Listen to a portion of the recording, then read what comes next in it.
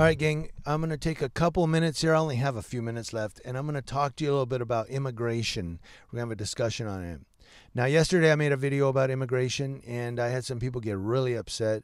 I had a couple people tell me, I'm unsubscribing from you because you're anti-deportation. You're a pro-illegal immigrant. You're a bootlicker. Blah, blah. Now, look, let me explain something to you real quick, okay? Well, first of all, I did that video to spark discussion and conversation. That's really why I did it, because we have to have this conversation, people. In today's temperature of the government, I mean, with ICE and the President of the United States and immigration that's going on, we have to have this conversation. We can't avoid it. So that's why one of the reasons I did the video. But let me tell you, I'm a combination of things, sort of. When someone asks me what I am, I may have a different answer. This is why. I'm a journalist. I do report on stuff that goes on around here. I'm a cop watcher. I watch the police and law enforcement for accountability and to ensure that nobody's rights are violated. And I'm a constitutional auditor and a constitutional activist. What's a constitutional auditor? I audit different things to educate and inform people that as an American, I know my rights and I'm going to exercise my rights. And if someone tries to tell me you can't do something that I know I can constitutionally do, I will educate them and inform them and say, yes, I can do this. This is why I'm doing it, and you should do it too. So that's really what it's about. But as a constitutional activist, I support and respect the laws of the land and the amendments of the U.S. Constitution. I do. I support and respect all the laws of the land and all the laws of the state of California and any other state that I happen to be in at the time, and all of the constitutional amendments. I respect them. So yes, people that come here as an illegal immigrant or an undocumented alien, you're a criminal. I totally agree with that statement, that if someone comes to this country illegally, the word illegal, you're a criminal. And whenever you're a criminal, whenever you commit a crime, whether it's federal, whether it's state, whether it's a municipality, there's going to be or could be prosecution. And if it's an immigration law, possible deportation. I totally agree with that statement, those statements. So don't think that I'm, pro-illegal immigrant. I am not pro-illegal immigrant. I am strictly for the laws of the land. And if you come here illegally, you'll be prosecuted or deported, or both. It's just, of course, I agree with that. Yes. The reason, though, I was talking about the humanitarian thing and is a humanitarian, I was just trying to spark debate and conversation and get you guys talking. Of course, I don't agree with illegal immigration. It's illegal. It's a crime.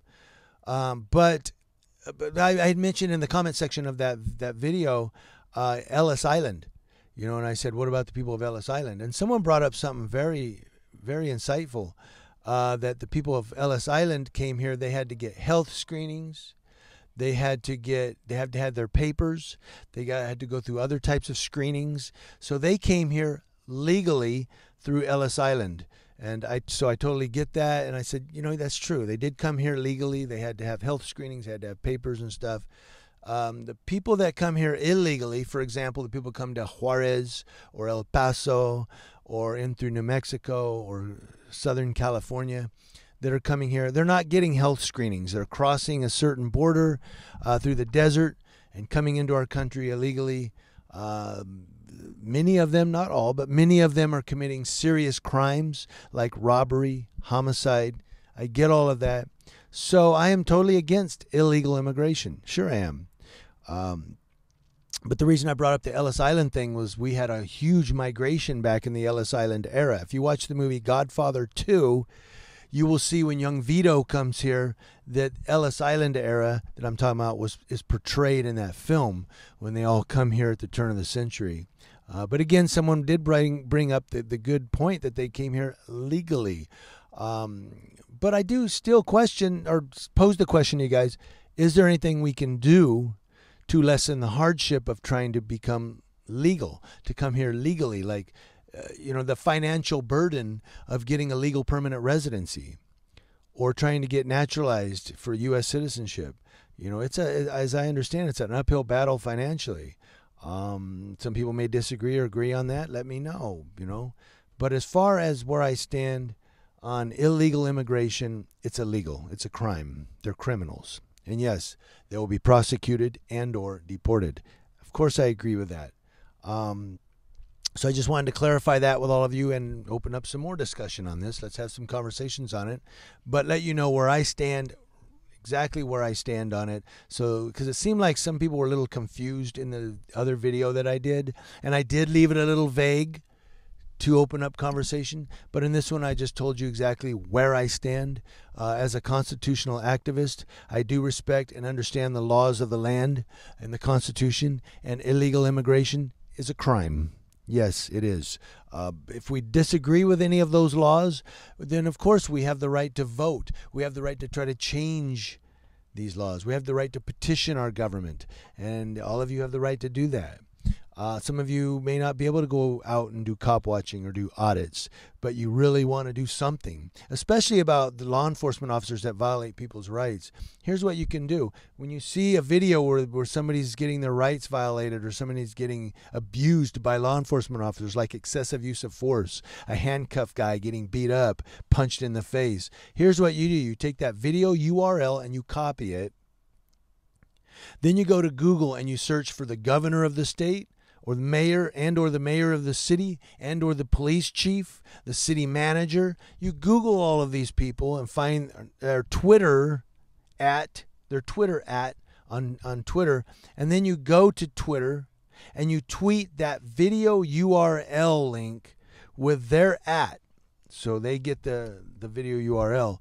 But you do it also putting in, I always add this somehow, I word it differently depending on the video, depending on the circumstance, but I almost always try to include this statement. People, if this governor, mayor, police chief, city manager, if this person does not address this issue, vote appropriately, or I'll say vote them out. Get rid of him. Like a governor, I'll say vote appropriately or vote him out if he doesn't do something about this. So the Leon Valley one, tweet Leon Valley videos to @Greg Abbott, the governor, and say, look, if you don't do something about this, we're asking people to vote you out. So that's what you can do if you can't do like videos, but you watch a lot of these videos and you're pissed off and you want to do something. That's what you can do. Tweet these people, flood their Twitter. I don't mean flood it like in contempt. I just mean flood it with, hey, look what's going on. You need to do something or we're going to vote you out. News Now Ukaipa, keeping you guys talking and keeping you informed.